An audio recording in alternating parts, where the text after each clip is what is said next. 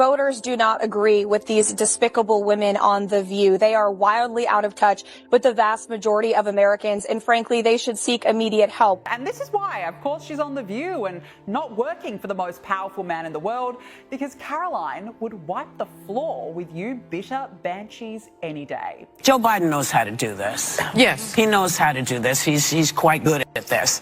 And you know, you can't refute anything with him because he just, when I say him, I mean... He rambles. Trump. Yeah. He tends to just...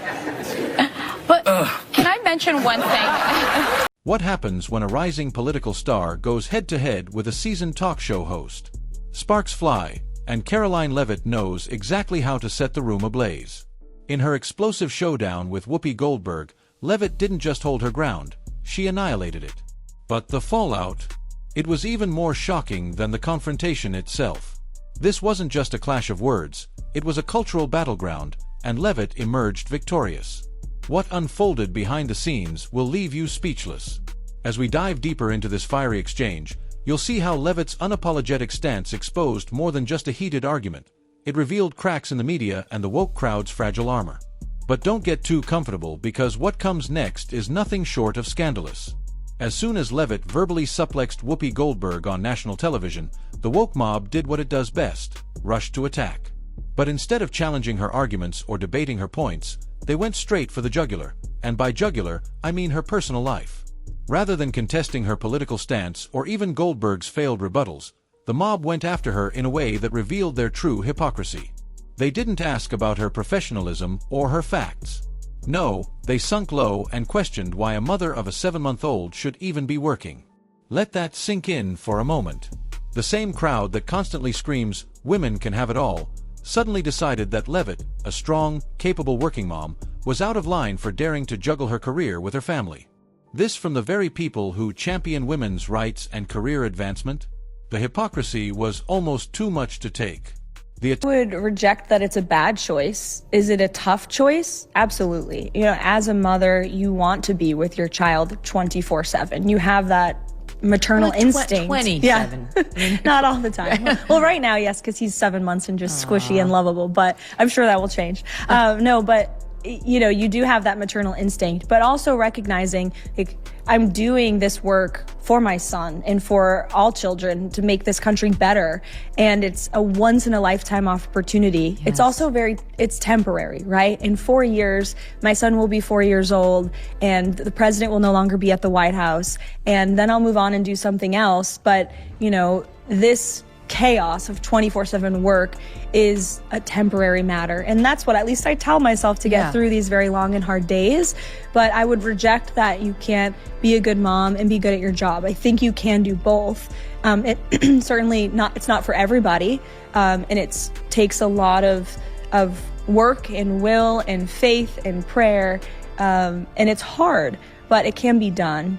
And, you know, I would reject that. Attacks were personal, outlandish, and absolutely dripping with irony. These were the same voices that rally for women's empowerment, yet here they were, essentially saying that because Leavitt embarrassed one of their own, she should drop everything and head home to bake cookies. The mob's hypocrisy was on full display, and Leavitt was ready to flip the script. But Karoline wasn't having it. In her usual calm and composed manner, she responded to the mob's attacks with a level of poise that left them speechless. She didn't get rattled or defensive. Instead, she made a powerful statement, one that should have been common sense. Yes, it is possible to balance motherhood and a career. Groundbreaking, right? The idea that a woman can do both, manage a family and succeed professionally, shouldn't be controversial. And yet, in this instance, it was enough to send the woke crowd into a tailspin. Leavitt didn't just stand her ground. She proudly embraced her traditional values, something that's almost seen as taboo in certain circles today. She acknowledged that juggling work and raising a child is tough, and it's not for every woman, but it's possible. I gotta ask you, because they said it, are you aware of any plots from Elon Musk to push President Trump down the stairs? Absolutely not. Let me be unequivocally clear about that. And watching this clip, I couldn't help but think how ironic that Whoopi Goldberg and Joy Behar and the rest of the ladies on The View spend their time calling Republicans the conspiracy theorists. But they have been wrong about everything they have said over the last couple of years. They likened President Trump to Hitler. They have mocked him. They have shamed him. They have lied about him consistently on their show. And it was a joy to watch them on November the 6th when they realized that tens of millions of Americans do not listen to the lies that they have spewed. These women are completely out of touch with reality. What made her response even more impactful was her assertion that women who choose full-time motherhood are just as deserving of respect as those who climb the corporate ladder. Her message was clear. There's no one-size-fits-all approach to womanhood. Every woman should have the freedom to make choices that work for her and her family. But, of course, the mob wasn't done. Their next move. Pure lunacy. When the personal attacks failed to land, the mob took a sharp turn into conspiracy theory territory, and what they came up with was nothing short of absurd. I, too, am a working mom and always have been. I've been a professional woman since I graduated from college or law school. But now there's, I think, a good thing, which is like the restoration of valuing so-called traditional, moms, and that's great. The women who take care of their kids full time. Most of my best friends are doing exactly that. But it seems like in the right, there's like a bit of a shift toward like, you can't do what Karoline's doing. That's actually like an unsafe or a dangerous or a bad choice for families, for children, which I reject wholesale, but you hear it more and more. Yeah. Do you hear that? And what do you think? It wasn't enough that Leavitt had embarrassed their beloved talk show host. No, they had to dig deeper and concoct a wild, baseless theory that would make even the most hardened conspiracy theorist blush. The hosts of The View, the same group that prides itself on fact-based discussion, started to peddle a truly bizarre theory. Elon Musk, yes, the billionaire tech mogul, had secretly hatched a plan to push Donald Trump down a flight of stairs. Yes, you heard that right. According to these daytime TV intellectuals, Musk was plotting schoolyard-level tactics to take down Trump. This is what the conversation had devolved into. But Leavitt wasn't fazed. In fact, she handled it like a seasoned pro. With her trademark wit and intelligence, she dismantled the conspiracy theories with ease, leaving the tinfoil hat-wearing crowd scrambling for their next nonsensical explanation. It was almost too easy for her. Just when you thought the drama couldn't get any worse, Whoopi Goldberg decided to take another shot at Leavitt, but this time, she didn't do it directly. Instead, she resorted to an act so childish, so unbelievably petty, that it left everyone watching in shock. In a moment that quickly went viral, Whoopi, clearly frustrated, spat after mentioning Trump's name. Yes, right there on national television. She must have really wrestled with how you were going to meet the high bar set by Corinne Jean-Pierre. Was that... Sorry. Was that out loud? No, she was terrible. Yeah. I mean, come on. Yeah. So how has your approach differed, would you say?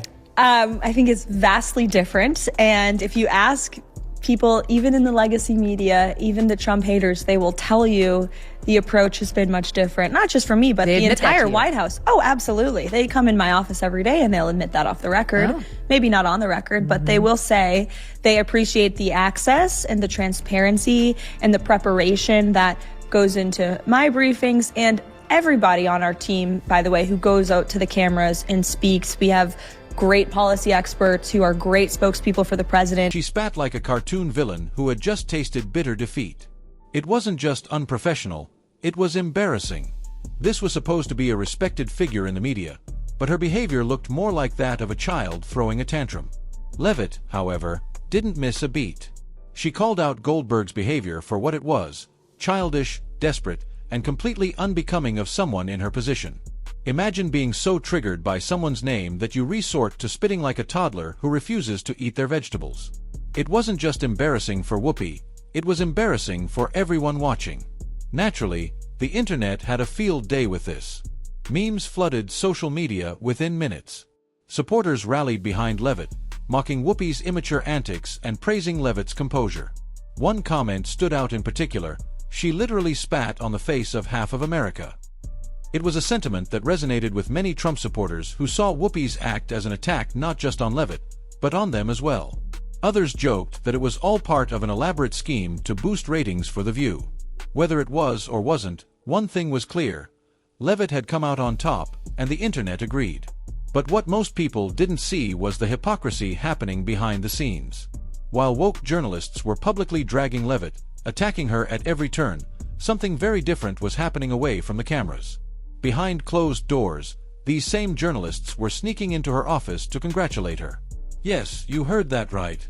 Report from the Social Security Administration, there was $71 billion worth of fraud in one single fiscal year that we know about. And so that is a lot of fraud, Peter. To be clear, that $71 billion was from 2015 to 2022, so it wasn't in just 1 year. And it was $71 billion. But it wasn't in 1 year, just over multiple years, from 2015 to 2022. So are you defending $71 billion in fraud, Peter? That's a lot of money. Why is the media so against cutting waste, fraud, and abuse from the government? I don't get it. I just want to ask a question. We won't be deterred. We will not be deterred from people like you. The same people who were publicly criticizing her were privately thanking her for giving them media access they couldn't get from the Biden administration. It's the kind of hypocrisy that Leavitt exposed without even trying. Publicly, they wanted to tear her down. Privately, they needed her. Leavitt's meteoric rise isn't just because of her quick comebacks or her ability to handle the media. She's got the experience to back it up. Before becoming White House press secretary, she ran for Congress and didn't just participate, she nearly won. In fact, she won the Republican primary by steamrolling her opponents, including Trump administration official Matt Mowers, who was supposed to be the frontrunner. She proved she wasn't just another talking head, she was a fighter. This experience has sharpened her political skills, and it shows. Every time Leavitt steps up to the podium, she speaks from a place of knowledge, experience, and authenticity. She's not reading from a script, unlike her woke counterparts, who need focus groups and consultants to craft every word. Leavitt's sharp, confident responses are the result of real-world experience, and that's what makes her such a threat to her critics. Karoline Leavitt's latest clash with Whoopi Goldberg wasn't just a verbal takedown, it was a masterclass in exposing hypocrisy. From the woke mob's ridiculous personal attacks to Whoopi's embarrassing tantrum and the conspiracy theories that followed, Leavitt handled it all with poise, intelligence, and wit. As Leavitt continues to rise, her critics are left scrambling. The more they attack, the more they reveal their own weaknesses. And as Leavitt dismantles their arguments with ease, it's becoming clear that she's not just a rising star, she's a force to be reckoned with. The question now isn't whether Leavitt will succeed. It's whether her critics can keep up.